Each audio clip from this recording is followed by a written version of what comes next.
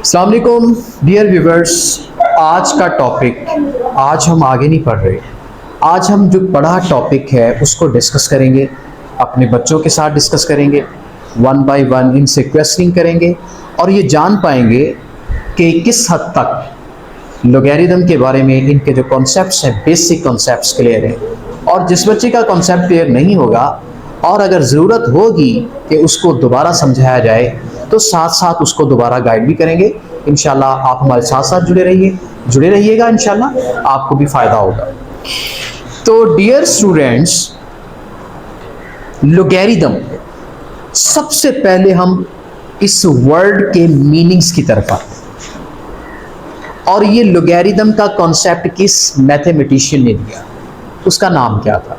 बहुत छोटे छोटे मेरे सवाल होंगे, वो आपसे हम पूछेंगे। सबसे पहले बताएं कि लोगैरिथम किन दो वर्ड्स का मजमुआ है और वो दो वर्ड्स किस लैंग्वेज से बिलोंग करते हैं? कोई बताना चाहेगा?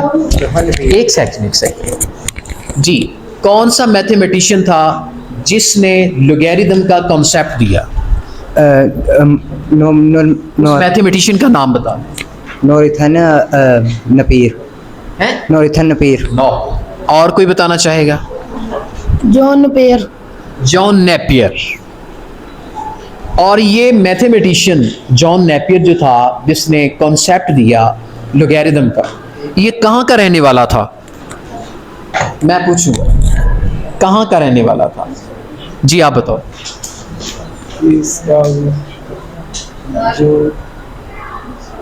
Scotland. Scotland. Well done, clapping करें। ये स्कॉटलैंड का स्कॉटिश मैथमेटिशियन था। स्कॉटलैंड कहाँ है स्कॉटलैंड? कोई ये बता सकता है? सर ये यूके का एक मुल्क है। यूके की एक रियासत है, यूके का एक मिल्क है, जैसे इंग्लैंड है, स्कॉटलैंड भी वहीं के है। ओके, कोई बता सकता है कि लोगैरिथम का जो वर्ड है, लोगैरिथम का जो लफ्ज है, इसका क्या मानी है? इसके रूट वर्ड क्या है इसका? लोगारिथम्स। लोगैरिथम, लोगोस एंड अरिथम्स, दो लफ्ज जो ग्रीक वर्ड्स हैं, लोगोस एंड अरिथम्स, इनके कॉम्बिनेशन से बनता है लोगैरिथम। लोगो का क्या मतलब होता है?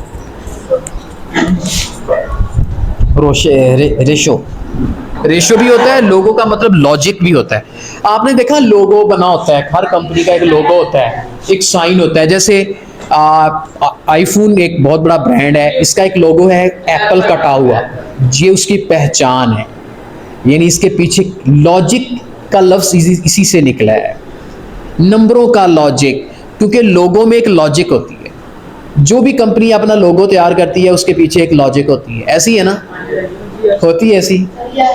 अब जो आईफोन का ब्रांड जब बना तो उसके पास कोई लॉजिक नजर नहीं आ रही थी, उसने कटा हुआ या सेब खाया और रखा और उसको आइडिया आया, चले मैं यही रख देता हूँ, उसके पीछे भी एक लॉजिक थी। तो सब जितने भी लोगो होते हैं इनके पीछे एक लॉजिक होती है। गोया लोगो का मतलब है लॉजिक। अरिथम्स, कैलकुलेशंस, यानी हम जब कैलकुलेशंस करते हैं लॉजिकली नंबर्स को अरेंज करते हैं, तो लोगैरिथम उसमें हमारी मदद करता है और हमारी बड़ी बड़ी कैलकुलेशंस को आसान करता है, ये हमारा फायदा करता है। ये एक बेसिक टूल है। ओके, इसके बाद लोगैरिथम का पता चल गया, इसकी डेफिनेशन की तरफ अब आते हैं। ये तो इसका एक स्ट्रक्चर था, अब इसकी डेफिनेशंस की तरफ आते हैं। आप में से कोई बच्चा बता सकता है इसकी डेफिनेशन क्या है लोगैरिथम की? लोगैरिथम क्या करता क्या है, इसका फंक्शन क्या है?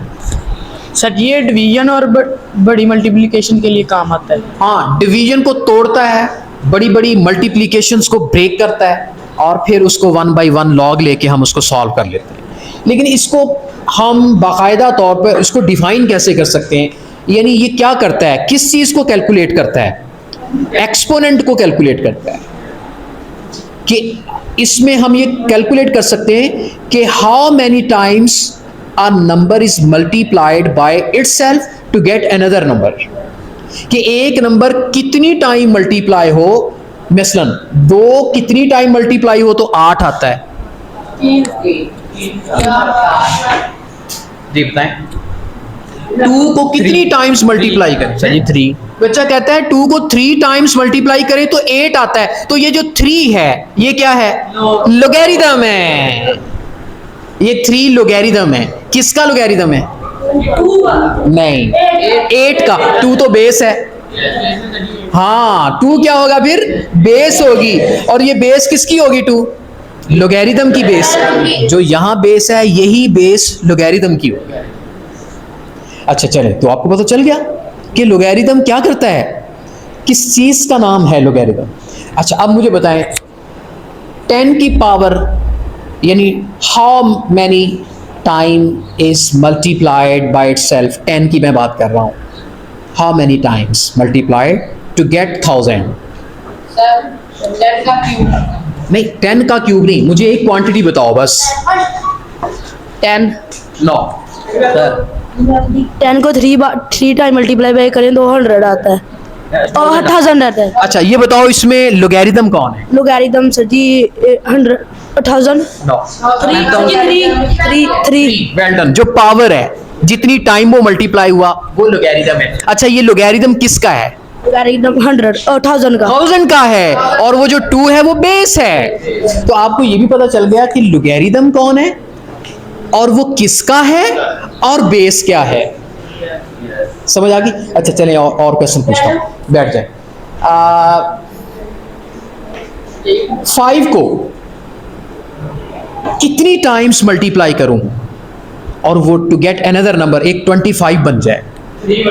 नहीं, 5 को कितनी टाइम मल्टीप्लाई करूं तो 25 बन जाए? आप बताएंगे? नहीं और किसी ने नहीं लिखा, आप बताओ 5 को कितनी टाइम मल्टीप्लाई करूं तो वो 25 बन जाएगा? 5 को सोचो, 3 बार 5 3 बार मल्टीप्लाई करो तो वो तो बड़ा हो जाता है। 5 को कितनी टाइम मल्टीप्लाई करें तो 25 बने? 2 हाँ 2 टाइम, क्योंकि 5 का स्केयर लेंगे तो 25 बन जाएगा। तो 5 को 2 टाइम्स मल्टीप्लाई करें तो 25 बनता है। अच्छा अब ये बताएं इसमें लोगैरिथम कौन है और किसका है? लोगैरिथम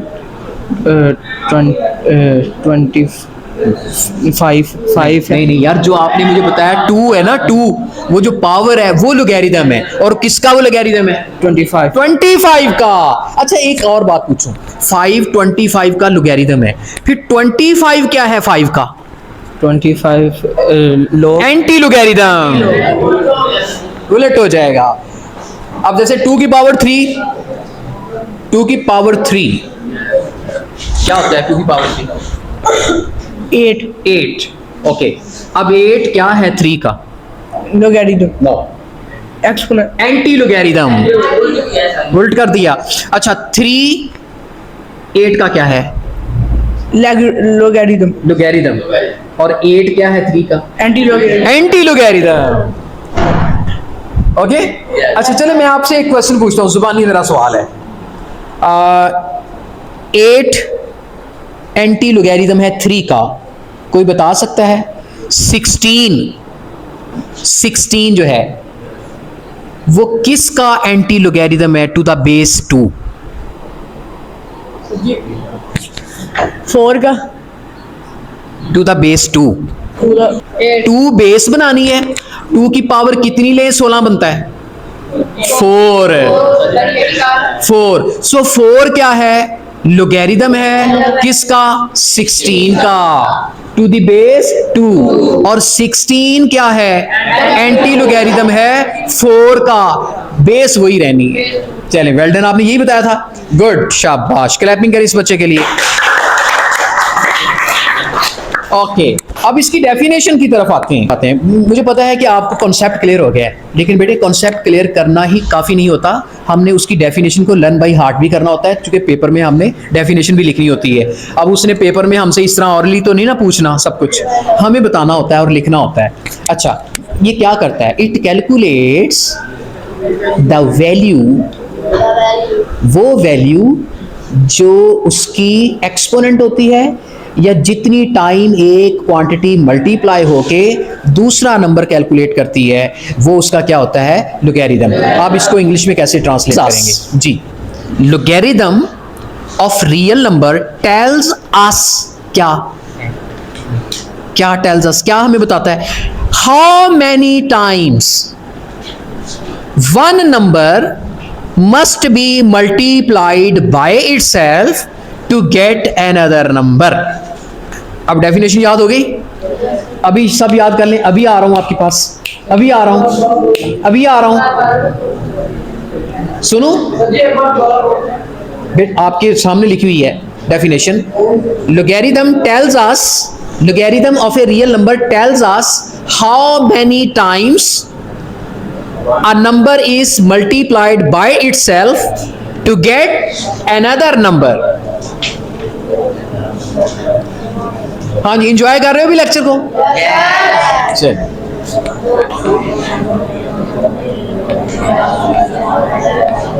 छोड़े, बहुत याद नहीं, रटा नहीं लगाना, छोड़ दे। आप बताएं अपनी वर्डिंग में, कोई मसला नहीं। लोगैरिथम हमें ये बताता है कि मतलब एक जो है रकम ये कितनी दफा मल्टीप्लाई होगी खुद से ही, हाँ, कि एक दूसरी रकम बन जाए। शाबाश, वेल डन। लैंग्वेज का फर्क है ना, लेकिन इसी को इंग्लिश में बताना है जी। How many the logarithm of real number must be tell how many numbers are multiplied by itself to another number। To get another number tells us how many times a number is multiplied by itself to get another number। चलिए आप बताएं। हाँ जी, आपको याद होगी? नहीं sir, चलिए बताएं। थोड़ी सी आ गई है, नहीं की। आप आए डेफिनेशन की तरफ, और डेफिनेशन पूछते हैं मिस्टर आप बताओ क्या नाम है? पहले नाम बताना है आपको। सुहेब अख्तर। सुहेब अख्तर बताएगा कि क्या डेफिनेशन है लोगैरिथम की, हमें क्या बताता है? Logarithm of real number tell us how many number must be multiplied by another number By itself. by itself get another To number। get another number। well done। और कोई? शाबाश, क्लैप कर दिया करें यार। Logarithm of real number tells us how must be multiplied itself, how how a number is multiplied by itself to get another number। शाबाश, well done. और कोई बताना चाहे? आप बताना चाहते हैं? The logarithm of real number tells logarithm of real number ऊंचा। must logarithm of real number a number how many times multiply itself to get a number। Okay, इसको मजीद याद कर लो। Logarithm tell us how many times multiply one number to get to get another number। फिर से बता रहा हूं, logarithm tells us how a number is multiplied by itself, या how many times a number is multiplied by itself to get another number। इसको आपने याद कर लेना है, और हमने इसका प्रैक्टिकली भी देखा है।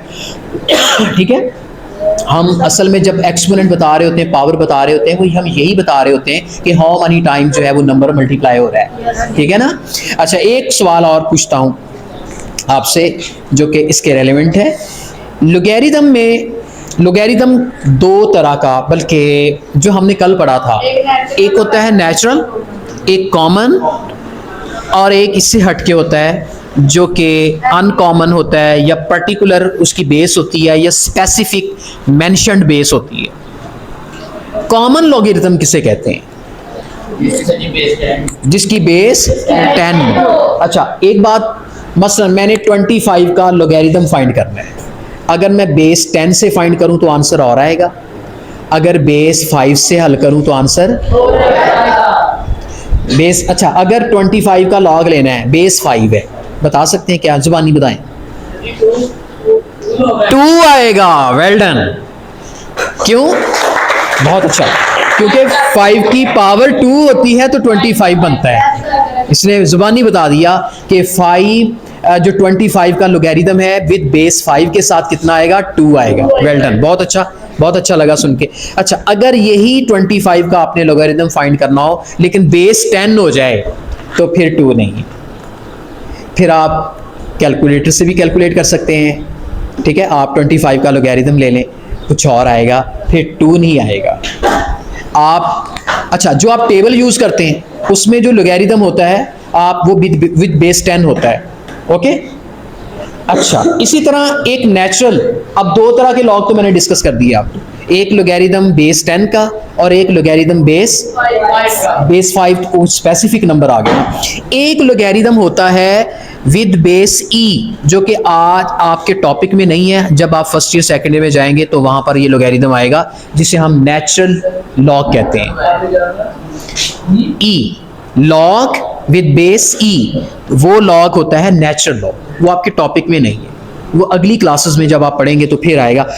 आपकी क्लास में जो दो चीजें हैं, एक लॉग विद बेस 10 है, एक log with base any other number except 10।